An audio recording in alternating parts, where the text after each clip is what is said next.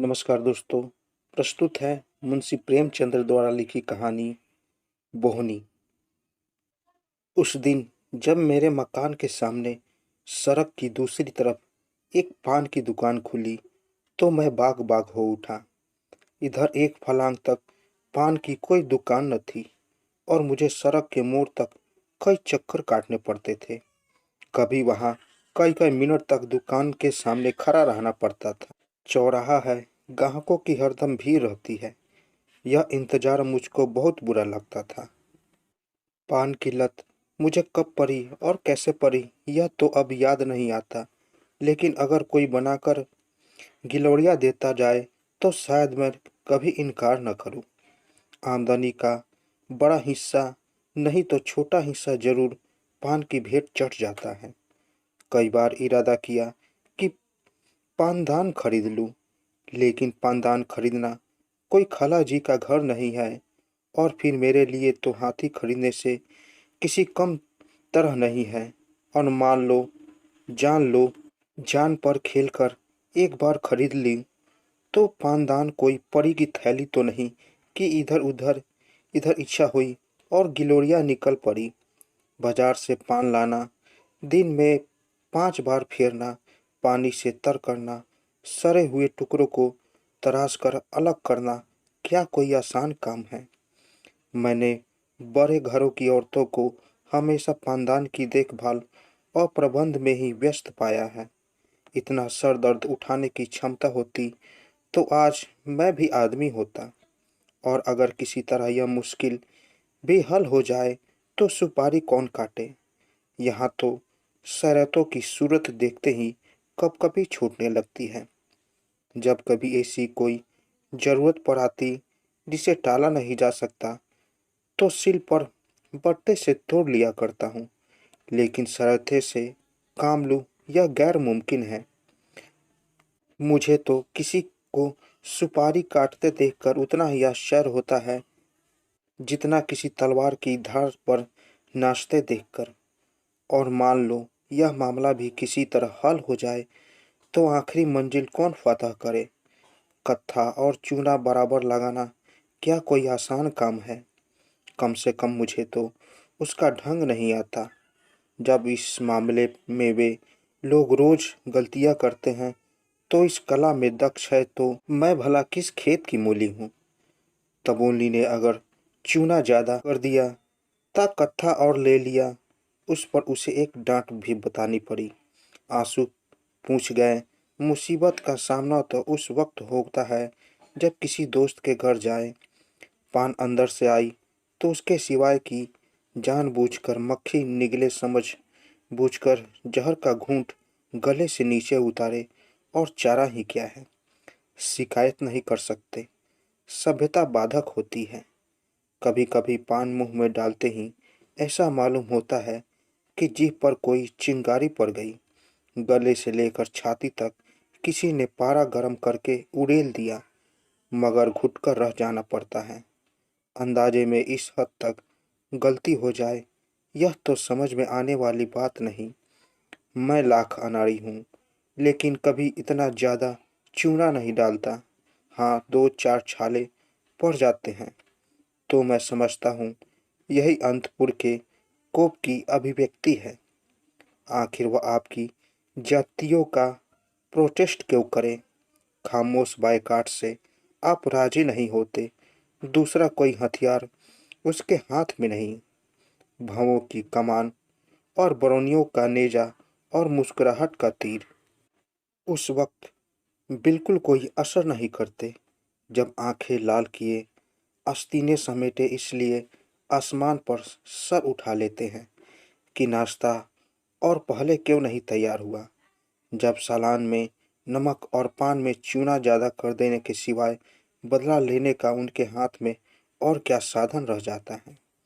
खैर, 3-4 दिन के बाद एक दिन मैं सुबह के वक्त तंबोलिन की दुकान पर गया तो उसने मेरी फरमाइश पूरी करने में ज़्यादा मुस्तैदी न दिखलाई। 1 मिनट तक तो पान फेरती रही, फिर अंदर चली गई और कोई मसाला लिए हुए निकली। मैं दिल में खुश हुआ कि आज बड़े विधित पूर्वक गिलोरिया बना रही है। मगर अब भी वह सड़क की ओर प्रतीक्षा की आंखों से ताक रही थी, और जैसे दुकान के सामने कोई ग्राहक ही नहीं, और ग्राहक भी कैसा जो उसका पड़ोसी और दिन में बीसियों ही बार आता है। तब तो मैंने जरा झुंझला कर कहा, मैं कितनी देर से खड़ा हूँ, कुछ उसकी भी खबर है? तम्बोलिन ने क्षमा याचना के स्वर में कहा, हाँ बाबूजी, आपको देर तो बहुत हुई, लेकिन 1 मिनट और ठहर जाइए। बुरा न मानिएगा बाबूजी, आपके हाथ की बोहनी अच्छी नहीं है। कल आपकी बोहनी हुई थी, दिन में कुल 6 आने की बिक्री हुई। परसों भी आपकी मोहनी थी, 8 आने के पैसे दुकान में आए थे। इसके पहले 2 दिन पंडित जी की बोहनी हुई थी, दोपहर तक 2.5 रुपए आ गए थे। कभी किसी का हाथ अच्छा नहीं होता बाबूजी। मुझे गोली सी लगी। मुझे अपने भाग्यशाली होने का कोई दावा नहीं। मुझसे ज़्यादा अभागे दुनिया में नहीं होंगे इस साम्राज्य का। अगर मैं बादशाह नहीं तो कोई ऊंचा मनसुदार जरूर हूँ, लेकिन यह मैं कभी गवारा नहीं कर सकता कि नहुसत का दाग बर्दाश्त कर लूँ। कोई मुझसे बोहनी न कराए। लोग सुबह को मेरा मुंह देखना अपशकुन समझे, यह तो घोर कलंक की बात है।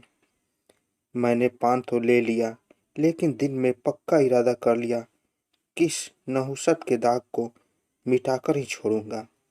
अभी अपने कमरे में आकर बैठा ही था कि मेरे एक दोस्त आ गए। बाजार साग भांजी लेने जा रहे थे। मैंने उनसे अपनी तंबुलिन की खूब तारीफ की। वह महाशय जरा सौंदर्य प्रेमी थे और मजाकिया भी। मेरी ओर शरारत भरी नज़रों से देखकर बोला, इस वक्त तो भाई मेरे पास पैसे नहीं हैं और न अभी पानों की ज़रूरत ही है। मैंने कहा, पैसे मुझसे ले लो। हाँ, यह मंजूर है, मगर कभी तकाजा मत करना, यह तो टेढ़ी खीर है।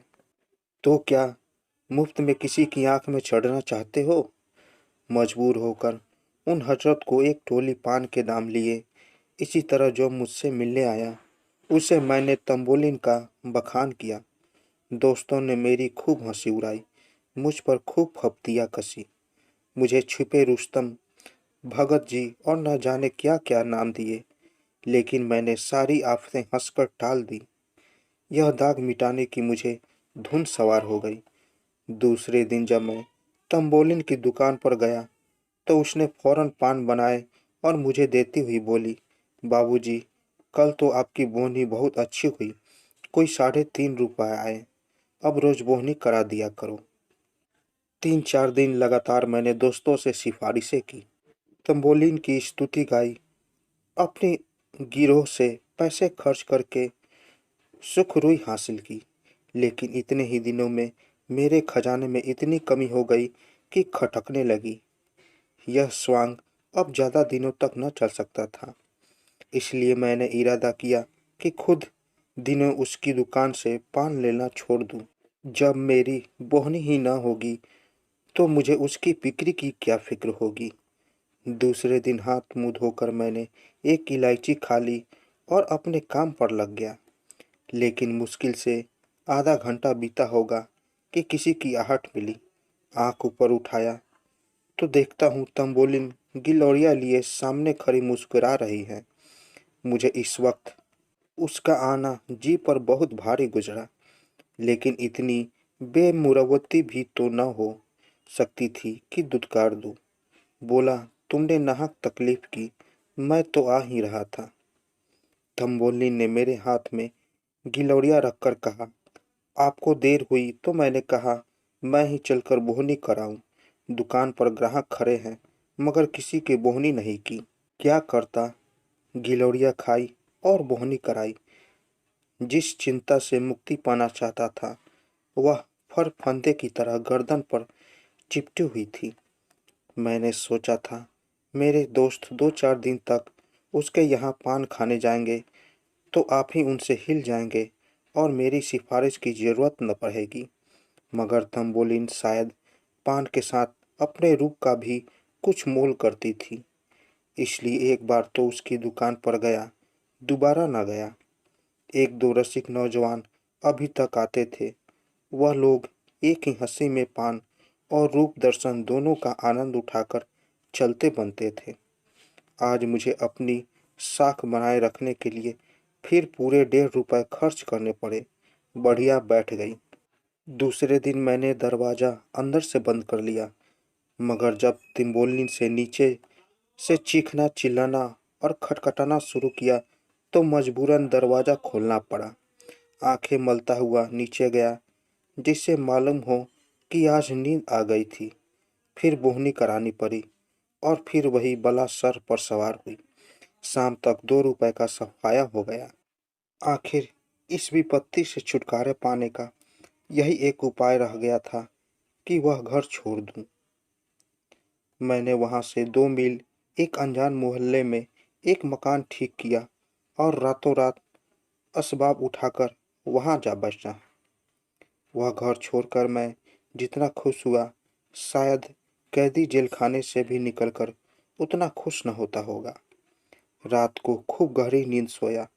सवेरा हुआ तो मुझे उस पंछी की आज़ादी का अनुभव हो रहा था जिसके पर खुल गए हैं। बड़े इत्मीनान से सिगरेट पिया, मुंह हाथ धोया, फिर अपना सामान ढंग से रखने लगा। खाने के लिए किसी होटल की भी फिक्र थी, मगर उस हिम्मत तोड़ने वाली बला से फतेह पाकर मुझे जो खुशी हो रही थी, उसके मुकाबले इन चिंताओं की कोई गिनती न थी। मुंह हाथ धोकर नीचे उतरा। आज की हवा में आज़ादी का नशा था। हर एक चीज मुस्कुराती हुई मालूम होती थी। खुश खुश एक दुकान पर जाकर पान खाए और जीने पर चढ़ ही रहा था कि देखा वह तम्बोलिन लपकी जा रही है। कुछ न पूछो, उस वक्त दिल पर क्या गुजरी। बस यही जी चाहता था कि अपना और उसका दोनों का सिर फोड़ लूं। मुझे देखकर वह ऐसी खुश हुई जैसे कोई धोबी अपना खोया हुआ गधा पा गया हो, और मेरी ओर घबराहट का अंदाजा बस उस गधे की दिमागी हालत से कर लो। उसने दूर से ही कहा, वाह बाबूजी वाह, आप ऐसा भागे कि किसी को पता भी न चला। उसी मोहल्ले में एक से एक अच्छे घर खाली हैं। मुझे क्या मालूम था कि आपको उस घर में तकलीफ थी। नहीं तो मेरे पिछवाड़े ही एक बड़े आराम का मकान था। अब मैंने आपको यहाँ न रहने दूंगी। जिस तरह हो सकेगा आपको उठा ले जाऊंगी। आप इस घर का क्या किराया देते हैं? मैंने रोनी सूरत बनाकर कहा, 10 रुपए। मैंने सोचा था कि किराया इतना कम बताऊं जिसमें वह दलील उसके हाथ से निकल जाए। इस घर का किराया 20 रुपए है। 10 रुपए में शायद मरने को जी न करे। मगर तम्बोलिन पर इस चकमे का कोई असर न हुआ। बोले, इस जरा से घर के 10 रुपए आप आठा ही दीजिएगा, और घर इससे अच्छा न हो तो जब भी जी चाहे छोड़ दीजिएगा। चलिए, मैं उस घर की कुंजी लेती आई हूँ, उसी वक्त आपको दिखा दूँ। मैंने त्योरी चढ़ाते हुए कहा, आज ही तो इस घर में आया हूँ, आज ही छोड़कर कैसे जा सकता हूँ? पेशगी किराया दे चुका हूँ। तम्बोलिन ने बड़ी लुभावनी मुस्कुराहट के साथ कहा, 10 ही रुपए तो दिए हैं। आपके लिए 10 रुपए कौन सी बड़ी बात है? यही समझ लीजिएगा कि आप न चले तो मैं उजड़ जाऊंगी। ऐसी अच्छी बोहनी वहाँ और किसी की नहीं है। आप नहीं चलेंगे तो मैं ही अपनी दुकान यहाँ उठा लाऊंगी। मेरा दिल बैठ गया। यह अच्छी मुसीबत गले पड़ी। कहीं सचमुच चुड़ैल अपनी दुकान न उठा लाए। मेरे जी में तो आया कि एक फटकार बताऊं, पर जबान इतनी बेमुरव्वत न हो सकी। बोला, मेरा कुछ ठीक नहीं है। कब तक रहूं, कब तक न रहूं? आज ही तबादला हो जाए तो भागना पड़े। तुम न इधर की रहो न उधर की। उसने हसरत भरे लहजे में कहा, आप चले जाएंगे तो मैं भी चली जाऊंगी। अभी आज तो आप जाते नहीं, मैं कुछ ठीक नहीं है। तो मैं रोज यहाँ आकर बोहनी करा लिया करूंगी। इतनी दूर रोज आओगी? हाँ, चली आऊंगी। 2 मील ही तो है। आपके हाथ की बोहनी हो जाएगी। यह लीजिए गिलौरियाँ लाई हूँ, बोहनी तो करा दीजिए। मैंने गिलौरियाँ ली, पैसे दिए और कुछ गश की सी हालत में ऊपर जाकर चारपाई पर लेट गया। अब मेरी अक्ल कुछ काम नहीं करती कि इन मुसीबतों से क्यों कर गला छुड़ाऊं। तब से उसी फिक्र में पड़ा हुआ हूँ, कोई भागने की राह नजर नहीं आती। सुरखरू भी इतना चाहता हूँ, बेमुरव्वती भी नहीं करना चाहता और इस मुसीबत से छुटकारा भी पाना चाहता हूँ। अगर कोई साहब मेरी इस करुण स्थिति पर मुझे ऐसा कोई उपाय बतला दे तो जीवन भर उसका कृतज्ञ रहूँगा। तो दोस्तों, कैसी लगी कहानी? अगर आप लोगों को मेरी कहानी अच्छी लगी हो तो मेरे चैनल को ज़रूर सब्सक्राइब करें और साथ साथ बेल आइकन को भी ज़रूर दबाएं ताकि मेरी कहानी सबसे पहले आप तक पहुंचे। तो दोस्तों, मिलते हैं एक नई कहानी के साथ एक नए वीडियो में। तब तक के लिए नमस्कार।